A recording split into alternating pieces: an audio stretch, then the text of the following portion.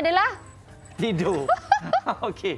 Alright, jadi untuk anda kita bersama dengan Kevin Zari. Kalau sebut mengenai Kevin Zari ni, anda dah tahu dah dia memang arif mengenai senaman-senaman yang amat bersesuaian untuk menjaga kesihatan badan kita. Jadi yang tanya tadi ramai dekat Facebook bagaimana cara-cara yang terbaik untuk nak bersenam apabila kita nak menghindari daripada sakit jantung ni. Kita bersama dengan Kevin. Selamat pagi Kevin. Selamat pagi. Selamat pagi Muaz dengan Fiona. Very good morning. Apa khabar? Khabar baik. Yes, semangat. Alright. Jadi Kevin, tadi saya ada ajak Fiona untuk kita bersenam yang baik adalah mungkin berjoging, slow jog dan sebagainya. Jadi mungkin Kevin sendiri ada cadangan-cadangan tak untuk mereka yang bertanya dekat Facebook ni, apa senaman yang bagus untuk mengelakkan sakit jantung ni? Untuk elak atau yang sedang berdepan? Kita ambil yang elak dulu. Elak dulu. Okay. Elak of course penting aktifkan diri secara umumnya. Kita ada senaman yang khususnya yang terbaik. In our program we always say kepelbagaian adalah senaman yang terbaik. So jogging ada manfaatnya, senaman gym ada manfaatnya, slow jog ke, laju ke, berenang ke, hiking ke. Yang penting aktifkan diri secara umumnya and memahami bahawa jantung merupakan otot macam otot yang lain juga. But contohnya kalau bicep, kita boleh buat senaman melibatkan bicep untuk melatihnya. Untuk otot, tanpa senaman berbentuk kardiovaskular, jantung tidak mempunyai perangsang atau pemangkin yang berkualiti untuk kekalkan keupayaannya di hari yang tua mungkin. So, dengan Fiona sekarang agak muda kan, masih remaja dan sebagainya. Remaja. Yeah, as we get older, tak nak perubahan hormon dan sebagainya, jantung akan mengecil secara semula jadi because of kurang penggalak senaman dan sebagainya. So untuk orang yang makin berumur, terutamanya digalakkan untuk aktifkan diri, yang ertinya tidak lama dengan mungkin mereka yang masih muda, supaya again jantung dan badan mempunyai sebab untuk kekalkan keupayaan kemampuan yang ada dan tak serah diri kepada proses penuaan dan sebagainya. So, yang paling penting is aktifkan diri ikut kemampuan masing-masing. Kena tepuk dada juga in a way and mempertimbangkan kebolehan masing-masing because saya berbeza, Fiona berbeza, Muaz berbeza, yang di rumah pun berbeza-beza juga. Yang itu untuk elakkan sakit jantung. Macam mana pula dengan senaman yang sesuai bagi mereka yang ada sakit jantung?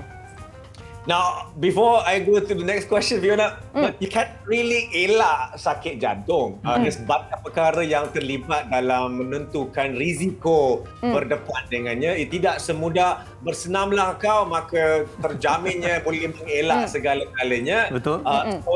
Kesihatan sangat-sangat rumit. So sebagai seorang itu, as mentioned by doktor tadi juga, pemakanan itu sendiri pun memainkan peranan yang besar. So it's not semudah senaman lakukan, maka you selamat. Makan sayur, maka you selamat. There are so many factors yang terlibat dalam mengekalkan kesihatan masing-masing. And I'm looking at my face right now, cerahnya ya Allah, kan? Betul ke? Betul. Okey tu. looking very bright. Tak. Okey. Tak, okey je.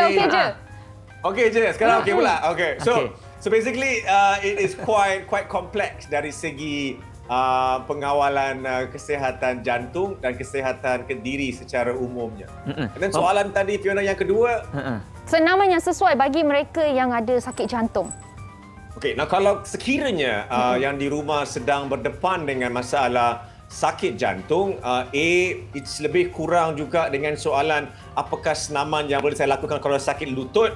Sakit lutut, sakit jantung can have pelbagai complexities. It's not satu sakit jantung untuk semua orang. So my advice is, if katakanlah saya berdepan dengan masalah sakit jantung, or ayah saya ke ibu saya ke, rujuk kepada your doctor, rujuk kepada your physician untuk mengetahui segala-galanya tentang keadaan diri itu.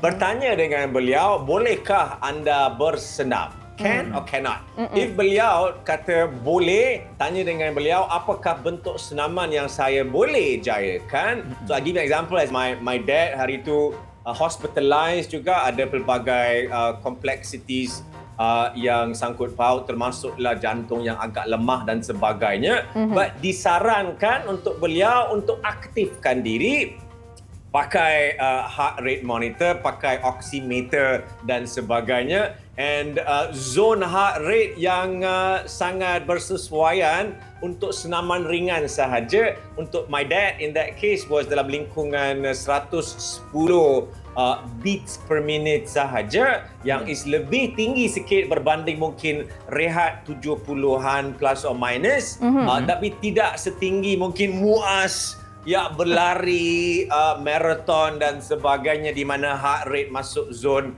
140-150. So it's quite moderate untuk again memberikan pemangkin yang berkualiti but tidak stres jantung yang terlalu tinggi. But long story short, rujuk doktor terlebih dahulu, dapatkan kebenaran and dapatkan some kind of guidance in terms of what can and cannot do.